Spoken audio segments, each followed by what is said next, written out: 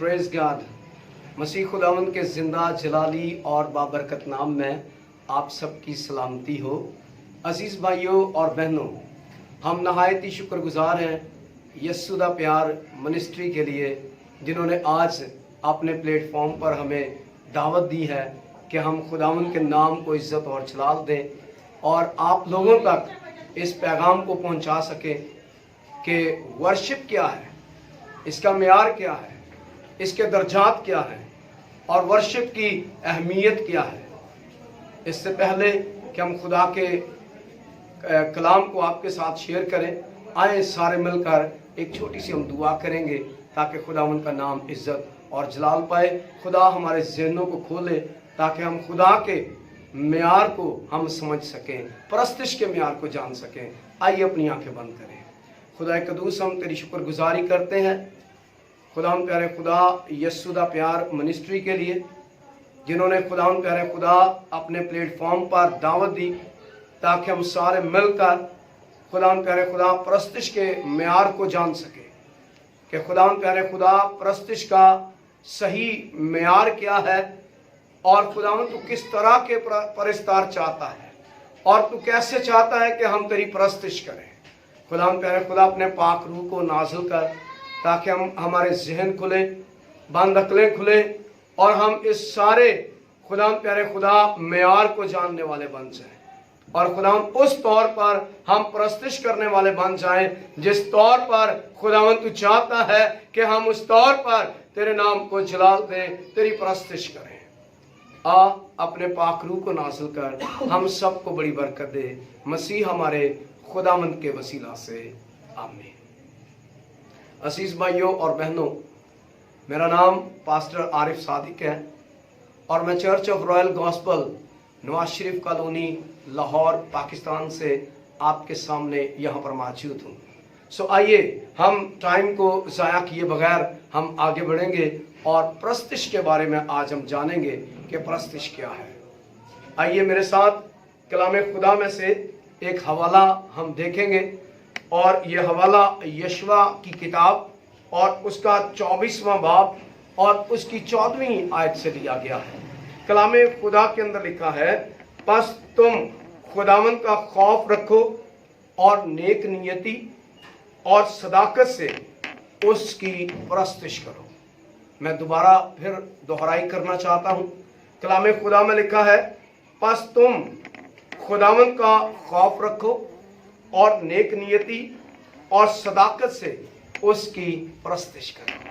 पाक कलाम के पढ़े, सुने, समझे और कबूल किए जाने पर खुदावंद की बरकत हो। अजीज भाइयों और बहनों, नंबर 1, परस्तिश, वर्शिप क्या है, इसको जानने के लिए आइए हम खुदावंद के पाक रूह का सहारा लेंगे, खुदावंद के पाक रूह की मदद लेंगे, खुदावंद के पाक रूह की रहनुमाई में, गाइडेंस में आगे बढ़ेंगे।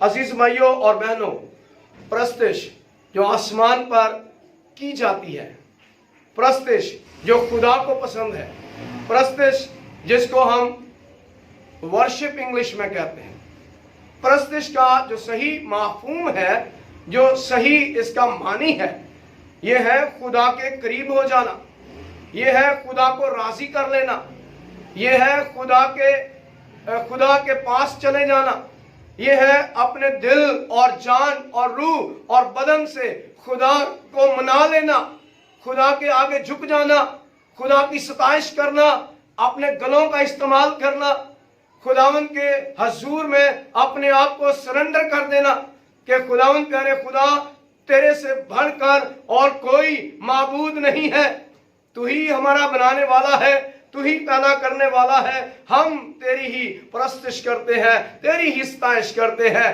तेरी महिमा गाते हैं, तेरी हमदो सना करते हैं और तेरी ही तारीफ करते हैं। परस्तिश का पहला माफूम, पहला मतलब यह है कि खुदा की तारीफ करना, खुदा की हमद करना, खुदा के आगे झुक जाना, खुदा को अपना माबूद जान लेना और उसके आगे हम अपनी खुशी का इजहार करना, ललकारना, गाना, शादमान हो जाना, यह है परस्तिश का माफूम।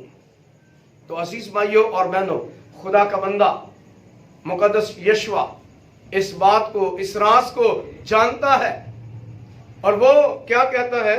वो कहता है कि बस अब तुम खुदावंद का खौफ, प्रस्तिश ऐसे नहीं हो जाती। खुदावंद का जब तक खौफ अंदर नहीं है तब तक प्रस्तिश करने का कोई फायदा नहीं है। नंबर 1 हमें क्या करना है? खुदावंद का खौफ अपने अंदर रखना है। जो मैं माजरत के साथ ये बात करने जा रहा हूं कि जो आजकल हमें नजर आ रहा है कि खौफ नहीं है, हम बगैर खौफ के ही खुदा की प्रस्तिश में लगे हैं, इसीलिए शायद हम आगे बढ़ नहीं पा रहे, क्योंकि हम खुदा की प्रस्तिश नहीं कर रहे, हम अपनी नुमाइंदगी कर रहे हैं, हम अपने आप को प्रोमिनेंट कर रहे हैं। तो खौफ जब तक नहीं होगा तब तक वो मियार, वो दर्जा जो खुदा के कलाम के अंदर मुकद्दस यूहन्ना की अंजील और उसके 4 बाब के अंदर लिखा है कि खुदा रूह है और खुदा चाहता है कि रूह और सच्चाई के साथ उसकी प्रस्तिश की जाए। खौफ होगा तो फिर रूह और सच्चाई से प्रस्तिश भी होगी।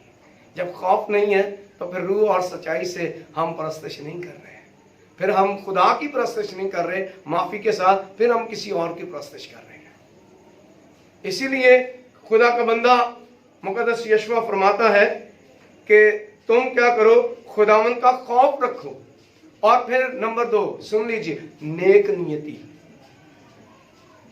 नेक नियति, जब तक हमारा दिल साफ नहीं है और हम नेक नियति के साथ प्रस्तिश नहीं कर रहे तो फिर उस प्रस्तिश का फायदा नहीं है। अब होता क्या है चर्चेस के अंदर या परिस्तारों के अंदर? आजकल परिस्तार तो बहुत कम है, शाज़ो नाज़री में परिस्तार नजर आते हैं, आजकल फनकार हैं, फनकार बहुत नजर आ रहे हैं।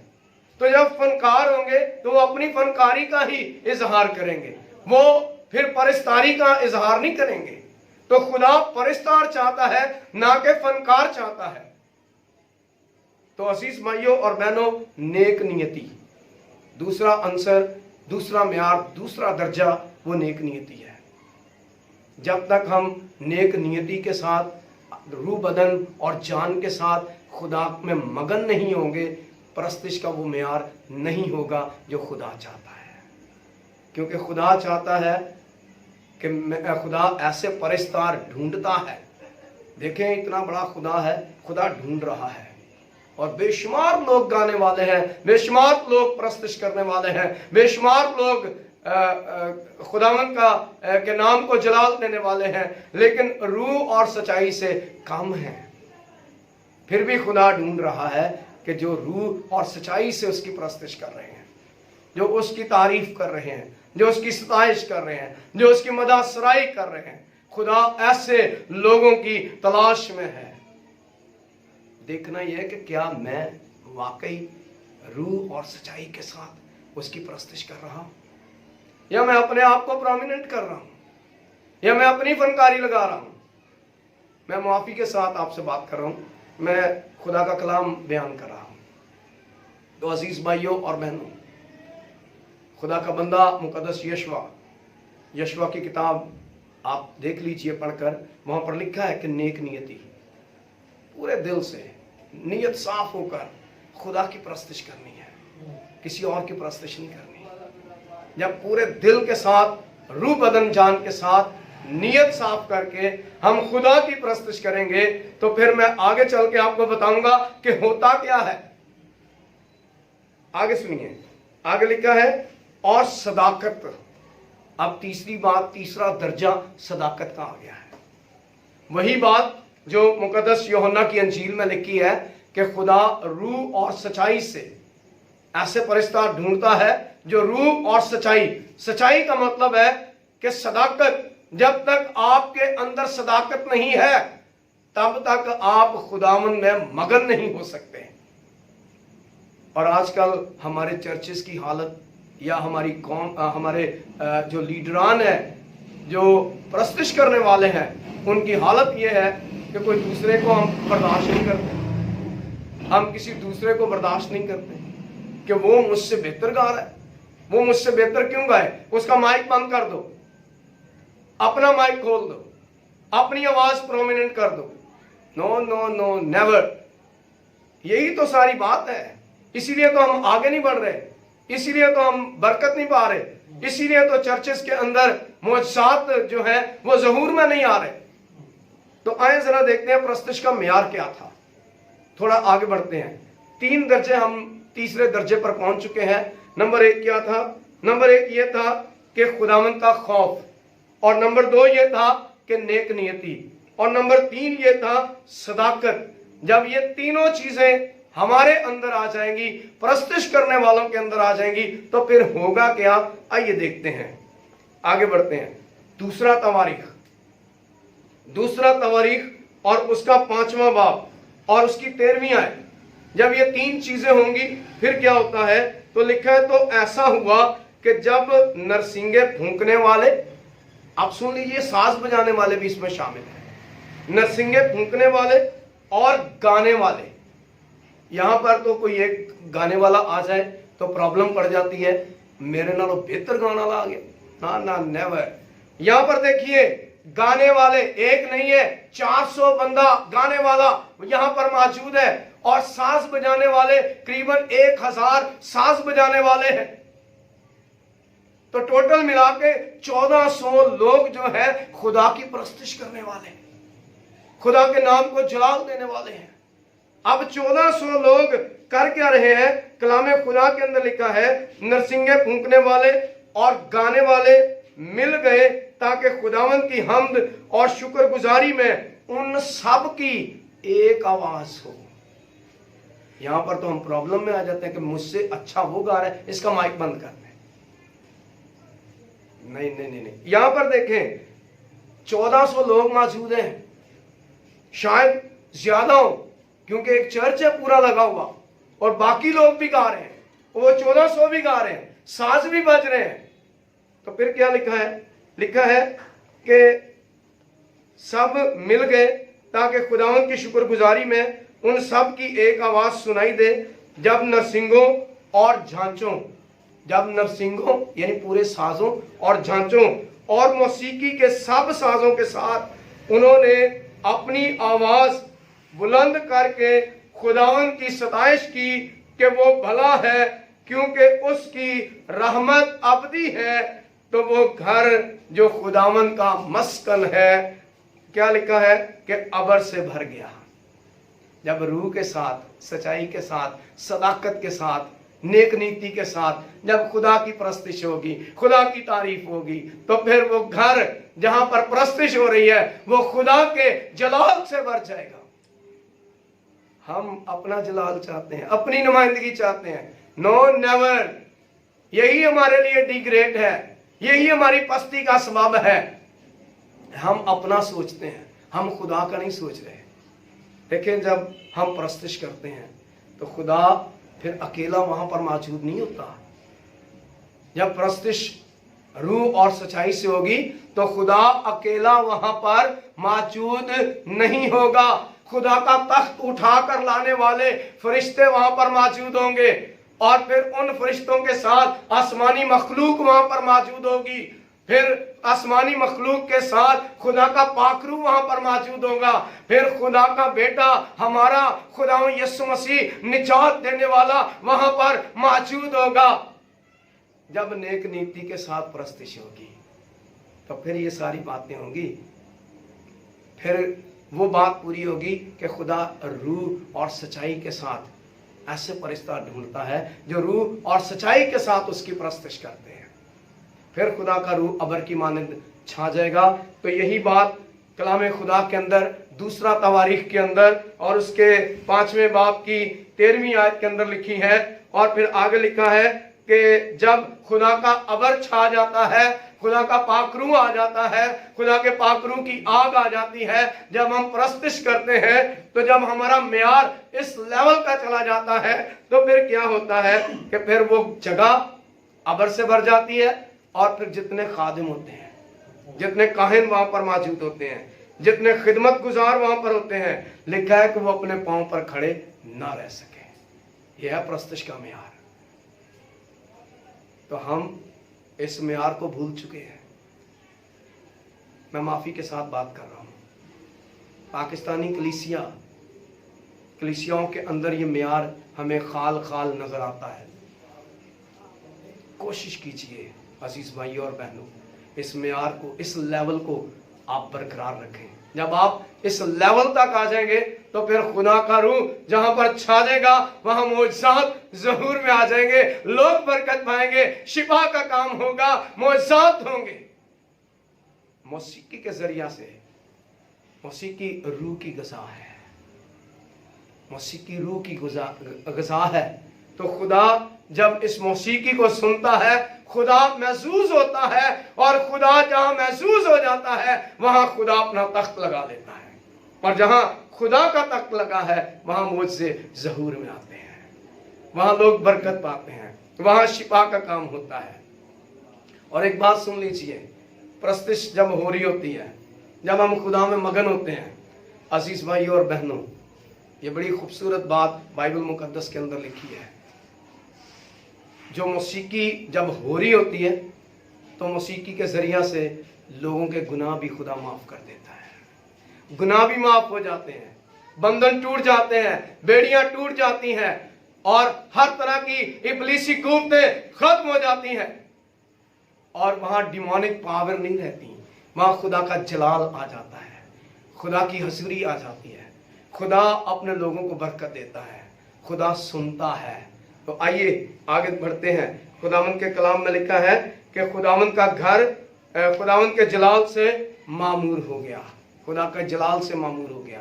जब खुदा का घर मामूर हो जाता है तो इसका मतलब है जो मौसीकी के अंदर वहां पर लोग मौजूद होते हैं, जो वर्शिप कर रहे होते हैं, जो प्रस्तिश कर रहे होते हैं, जो रूह के साथ, जो सच्चाई के साथ, नेक नियति के साथ खुदावंद की प्रस्तिश में मगन होते हैं, खुदा का जलाल वहां पर ठहर जाता है, वो सारी जगह जलाल से भर जाती है। तो अजीज भाइयों और बहनों, कोशिश कीजिए कि अपना मेयार, अपना लेवल इस सतह पर ले जाइए कि खुदा वहां पर अपने जलाल को जाहिर कर दे, वहां मौजज़ात ज़हूर में आए, वहां बरकतें नासिल हों, वहां बंधन टूट जाएं, वहां शिफा का काम हो।